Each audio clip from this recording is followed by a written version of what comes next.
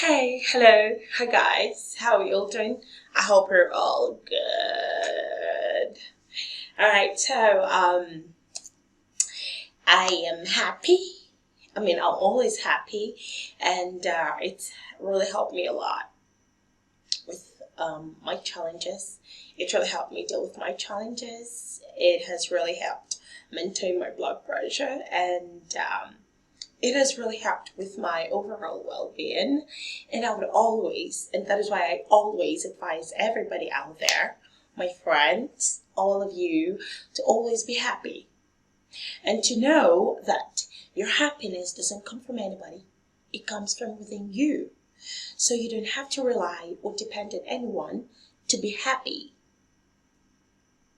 Of course, I know happiness is the grace of God. It comes by God's grace. But then we always have to find ways of making ourselves happy. Okay, so in all things, happiness is always important. All right, so having preached like a preacher about happiness, I thought I'd share this short story with you guys. It's not exactly a story, it's a life thing, it's a life story. So it's something that happened to me in the past. Okay, but before I do that, I want to start with asking you guys, have you ever as an adult, okay, maybe not as an adult, but as a senior person, an elder person, you know, found yourself in a situation where you're not able to answer a question or questions asked by your younger ones? We all know our younger ones, especially our younger siblings. Most times they ask us these questions because for some reason they think we're God. They think we get to know everything. They think we have to know everything. Okay, so if you have had that feeling, if you've been in a situation like that, then I think you'd be able to fully relate to the story I'm about to tell you. Okay, so my story begins. All right, so how did it start again? It started way back then. We were still children, me and my younger sister. Her name is going to stay anonymous, by the way. So I am 8 years older than she is. So I think point is, she was born with an inquisitive mind. Yeah, she was born with an inquisitive mind, and she's been thirsty for knowledge for as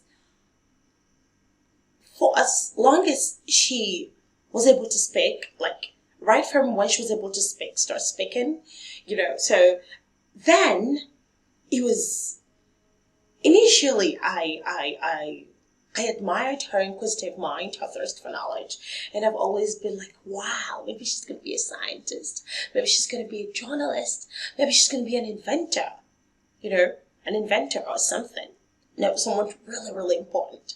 So this sister of mine would always ask me questions like, Sis Jennifer, what happens if I stop breathing? It's weird, I know. And she'd ask me questions like, where do people go to when they sleep? Can you imagine that? And then she'd ask me, why do I have 2 legs, 2 arms, and just 1 head? Why are some people rich and some poor? She asks these questions. And initially, like I said, I thought she was, what a wise child. A child with an inquisitive mind. Wow, I think she's going to be someone really important. But then, as she grew older, as we got older, it became scary for me, because it's one thing when you're the elder one, and you try to play the big sis or big bro role, but then it's another thing when you constantly have to be asked questions which you don't even have answers to, which you don't even know yourself. Okay, so I know you'd ask, why am I the only one? Okay, so my mommy is always very busy. My mom, She was always very busy, and she was always busy with business stuff. My dad traveled a whole lot. So how his work required him traveling constantly, so he was rarely at home. And then our elder siblings too were actually away at boarding school. So literally it was just me, her, and the housekeeper, who, by the way, barely notices us. Okay, don't get me wrong. Not like she barely notices us. I mean, she takes care of us. But then she just has her own idea about how children should be raised. Okay, she's just all about feed them well, clothe them well, make sure they're always neat, and then teach them to respect elders. That was all she was on and about. So that was basically her idea about how children should be raised. And so, literally, my younger sister had to turn to just me. Yeah, so those scary questions had to flow to me alone. And so it got really tough, I must say. And so it got really tough, I must say, really, really tough. It got really tough because at some point I had to start surfing the internet. I had to try to research to answer these questions. I was literally going out of my mind. I couldn't answer these questions. How am I supposed to tell her where we go to when we sleep? I don't know. I mean, I know we all sleep and we just wake up. Period. And so I struggled, heaven knows, I struggled. I kept struggling to answer these questions the best way I could. But then one day she comes with that look in her, that scary look, that makes me scared. You know, when she runs to you with that light in her eyes, like I'm about to ask another question. And then what comes to your mind is, no, not another question, please. So, on this particular occasion, I think when she was, say, 9, 10, 11, thereabout, one day, she ran to me and she was like, hey, this is Jennifer. I want to ask you something. And the funny thing is, it's ironical because she keeps starting off with, I want to ask you something. Like, she would stop if I said no. Of course, she's always going to go on and ask it. So most times when she says, I want to ask you something, I just nod. I don't have a choice. So on this occasion, she ran up to me and she's like, Sister Jennifer, I want to ask you something. And I was like, bring it on. Bring it on. And then she was like, she blinked thrice and she was like, I've run out of questions. And I was like, what? In my mind, I was like, what? Really? Oh my God, could it be possible? Oh my God. Finally, freedom at last. Peace at last. Oh my God, I can't believe it. But then after a few seconds, she says, why don't I have any questions to ask you? Where have they all gone to? When are the questions coming back? And I was like, here we go again. Okay, I know it might not actually sound as funny as it actually is, but really it was. It wasn't for me then, but then, now that we've all grown a lot older, whenever I remember events like that, I can't help but laugh. And I'm like, wow, thank God I'm blessed to have siblings. But it was really fun. She's gotten a lot older now, but then she still has that inquisitiveness, of course. But then now she's gotten a lot older, and so she asks rational questions. She no longer asks why people die, where people go to when they sleep and stuff, weird questions like that. Okay, so yeah, that's one of my childhood memories that I cherish a lot. Okay, a whole lot. So guys, how about you tell me, drop in your comments, tell me one or two any childhood memories that you remember. something that's always going to make you laugh or at least smile. Okay, I'd really appreciate it if you drop it in the comments. Try to reach out to PrepPlace.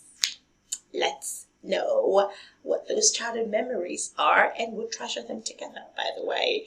Okay, so that's it.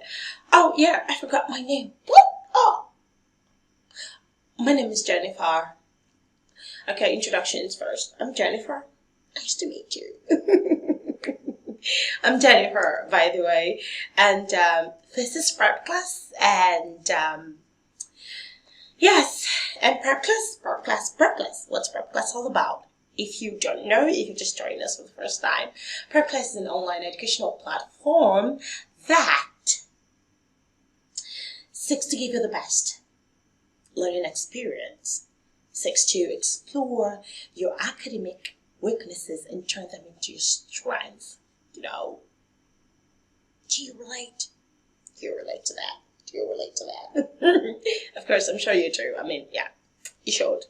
So, yes, back to our Ugo C English language. Past questions. We're just going to continue from where we stopped last. And, yeah, before that, don't forget to subscribe to our channel. Yeah, of course, I know you know I'll say that. So, don't put on that surprised look on your face. You knew I'd say that. Don't look surprised, okay? You don't have to always be surprised all the time. You know I'd say that. Please subscribe to our channel, okay? It's really important that you do so that you get to enjoy the numerous benefits that come with being a subscriber of the PrepPlace educational channel. You get to have a life experience with a life learning experience with the best of PrepPlace students. You get access to more videos on different topics and subjects and every other thing that you want to learn about. And then yeah, we offer educational materials too.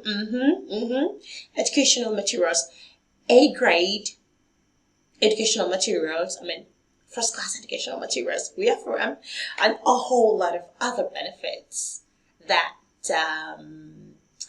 I'd rather keep to myself and wait for you to find them out yourself when you subscribe.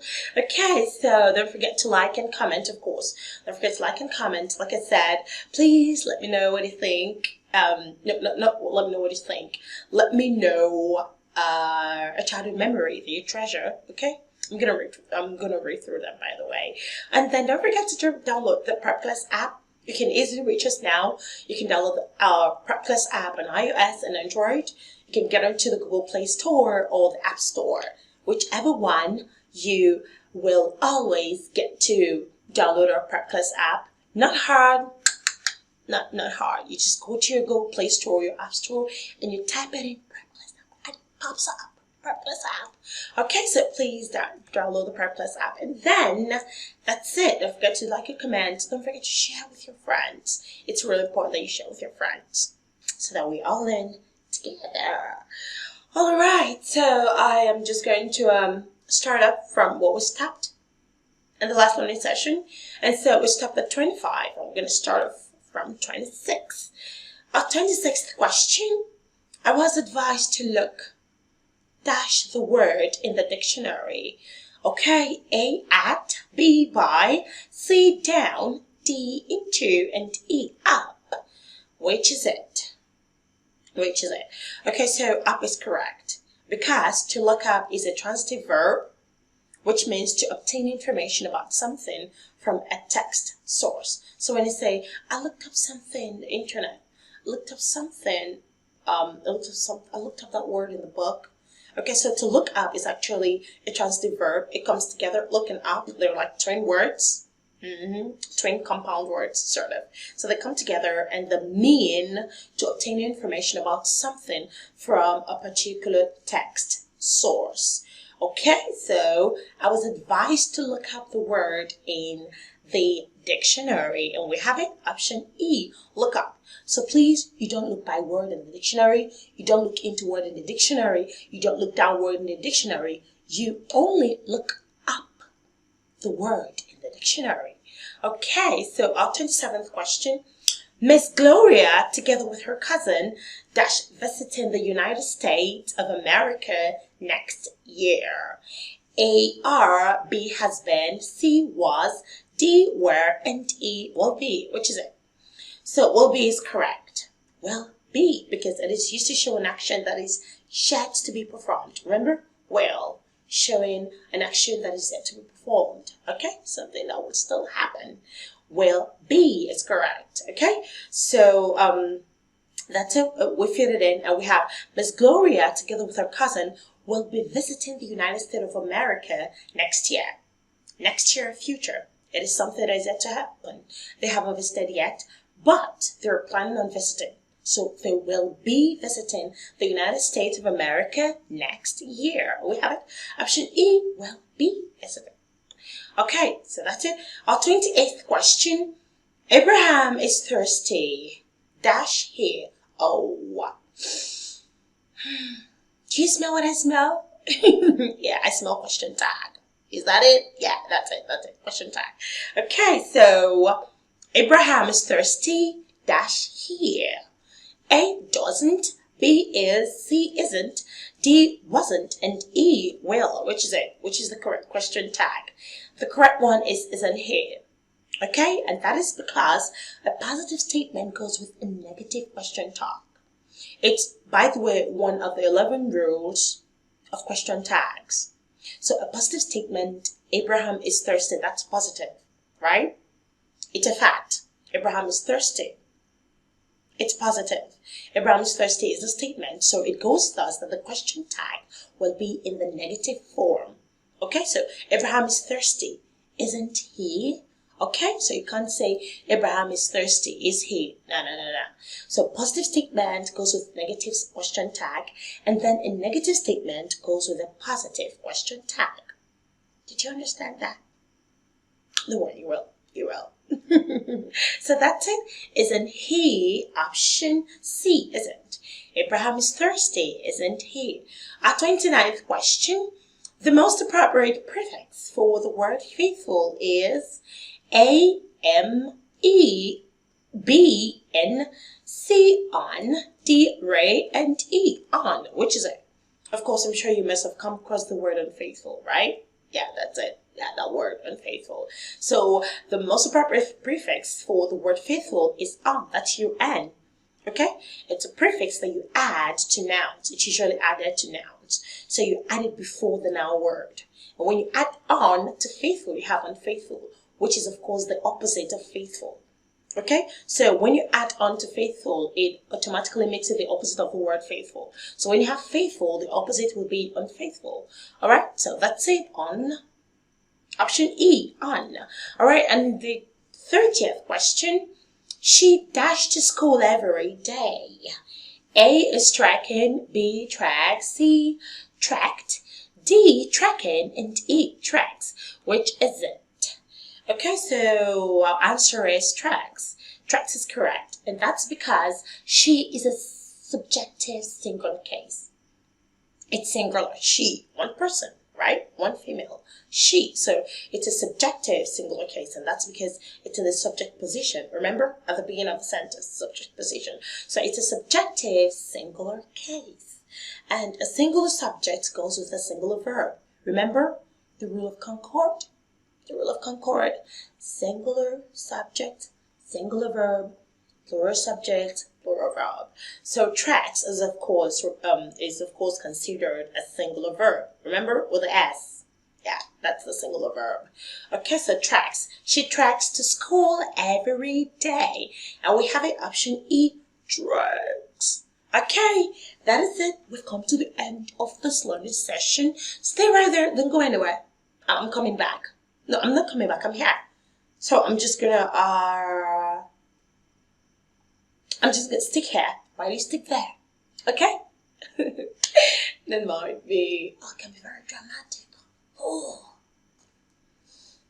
Okay, I'll try not to be dramatic. Would you rather I not be dramatic? Would you rather I don't be dramatic? Would you prefer me not being dramatic?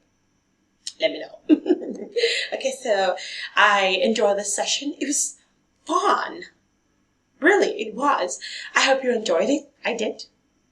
I did a whole lot. Okay, so I'm just going to come back now. Not soon, now. So I hope to see you guys, learn with you guys in my next learning session. Okay, so until then, always bear in mind that PrepPlace loves you. Nothing is ever going to change that. Okay, so you can reach out to us. Don't forget that telephone 09035321117, and then our website www.prepplace.com.ng, and then you can reach out to us where WhatsApp, download our PrepPlace app. We're just everywhere. We're here, everywhere. Take care of yourself, stay strong, stay happy. Bye.